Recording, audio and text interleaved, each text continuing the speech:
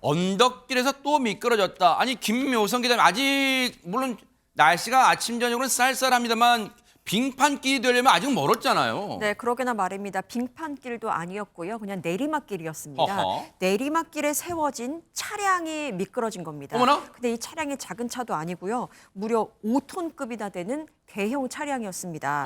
어제 오전 부산에서 벌어진 아찔한 사고, 그 상황이 담겨 있는 영상 보시겠습니다. 세상에네. 경사가 급한 내리막길로 커다란 차량 한 대가 뒤로 미끄러지듯이 어머나, 이렇게 어머나. 내려갑니다.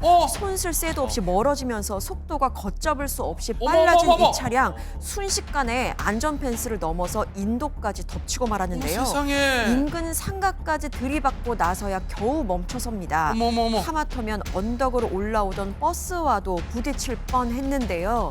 이 차량 놀랍게도 무려 80m나 이렇게 밀려 내려왔다고 합니다. 지금 이제 버스가 오네요. 마을 버스로 보이는데, 네. 아하, 네. 지금 보세요.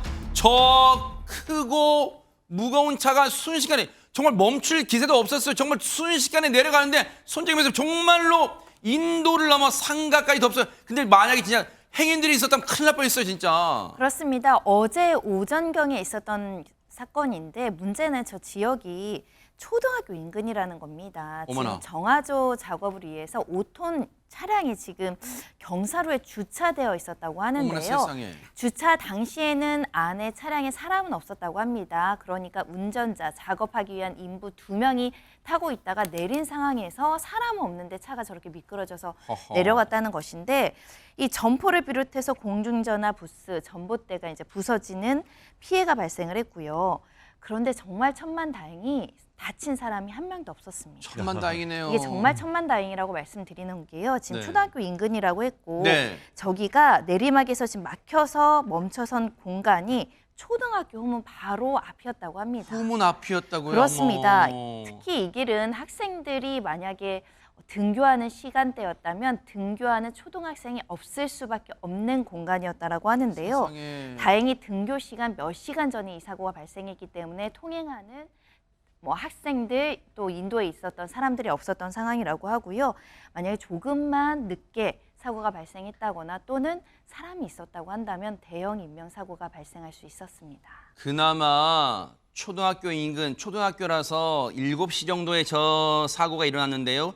보통 초등학생은 한 9시 정도 그냥 등교 시간이니까 그나마 이른 시간이라서 하지만 그런데 7시 정도면 저 근처에 사시는 이 직장인들 출근 시간도 7시 정도면 하잖아요. 그나마 사람이 없었던 게 천만다행이에요. 근데 어쩌다가 어린이 보호구역 그리고 아직은 아침에 진짜 많은 사람들이 통행하지 않는 그 시간대긴 합니다만 저런 대형 사고가 일어났을까요, 황석진 교수님? 네, 일단 경찰은 지금 60대 운전자하고 작업자 2명에 대해서 조사가 이제 진행 중입니다. 아하. 그래도 이제 괜찮은 건 운전자가 음주는 하지 않았습니다. 네. 다만 이제 경찰은 이제 운전자가 이제 사이드 브레이크를 이제 채우는 것처럼 이제 보이긴 하지만 이게 경사가 이제 가파른 곳에서는 이 고인목을 갖다 필수적으로 해야 되는 것이거든요. 근데 그럼에도 불구하고 그런 부분은 전혀 없었던 걸로 지금 확인이 되고 있고요. 네. 우리가 이제 2020년부터 이렇게 경사가 이렇게 급격한 곳에는 고인목을 선취한다든가 그리고 안내도 표지판을 별도로 만들어 가지고 하게끔 이렇게 해놓았는데 네. 그런 부분은 없는 것으로서 그렇게 확인이 되었습니다. 아니 근데 하지근 평론가 진짜 천만다행인 게 아이들은 등교하기는 이른 시간이라 하더라도 상가를 들이받았잖아요. 저 상가의 주인분께서 조금 이른 시간에 장사 준비하려고 나왔다면 진짜 큰일 날 뻔했어요, 진짜. 무려 80여 미터 정도를 5톤 트럭이 저렇게 질주를 하고 상가에 부딪힌 건데 사람이 다치지 않았다는 게 천만다행입니다. 천만다행인 진짜 하늘이 도왔어요, 정말 진짜. 자칫 대형 사고가 될 수도 있었던 건데 네. 근데 저 사건이 정말 이해가 가지 않는 포인트가 있는 사건입니다. 뭘까요? 그러니까 이제 1차적으로 이해가 가지 않는 건 당연히 왜 고인목을 설치하지 않았는가. 그러니까요. 그게 1차적으로 이해가 가지 않는 건데. 저 내리막길에 왜 고인목을 설치하지 않아요, 진짜? 네, 그게 당연히 이해가 가지 않는데 더 이해가 가지 않는 건 뭐냐면 뭘까요? 저 차량을 운행하는 업체에서 네. 유사한 사건이 이미 있었다는 겁니다. 아, 그래요? 그러니까 넉 달 전인 지난 7월 달에 그때도 네. 부산에서 경사로에서 고인목이라든가 안전장치를 설치하지 않아서 차량이 미끄러져 가지고 40대 작업자가 사망했던 사건이 있었던 거예요. 바로 저 업체에서. 같은 업체인데요? 그렇습니다. 네. 바로 넉 달 전에 사람이 사망에까지 했으면 그 외에는 안전수칙을 당연히 더 엄격하게 지켰어야 될 것 같은데 왜 똑같이 고인목을 설치하지 않았는가? 이게 참 이해가 가지 않는 대목입니다. 아니 최진영 변호사님 이번 사고 때는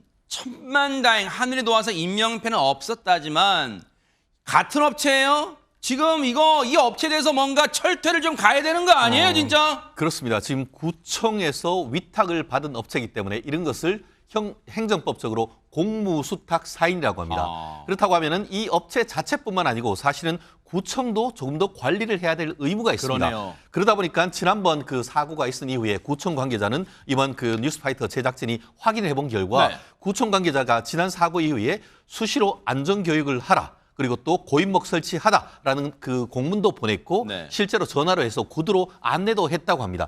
그럼에도 불구하고 그때 뭐 하다마다 업체 측 같은 경우에는 알겠다. 잘 지키고 있다라고 답변을 했다고 하는데요. 그럼에도 불구하고 이렇게 사고 났지 않습니까?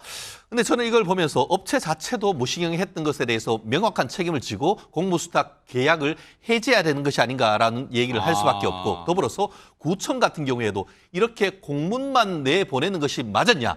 오히려 현장에 가서 하나하나 좀 확인하는 것까지도 필요한 것이 아니냐 하는 이런 부분이 있기 때문에 아마 이것은 이 지역뿐만 아니고 전국적인 문제가 있을 수 있는 맞아요. 부분입니다. 네. 그렇기 때문에 이번 차제에 그 중앙관청인 행정자치부, 행정안전부에서 이 부분에 대한 안전점검에 관한 공문과 현장 지도 점검 반드시 필요한 것 아닌가 생각합니다. 정말 인명피해 한 명 없었던 진짜 오싹하지만 천만다행이었던 그런 사고였습니다.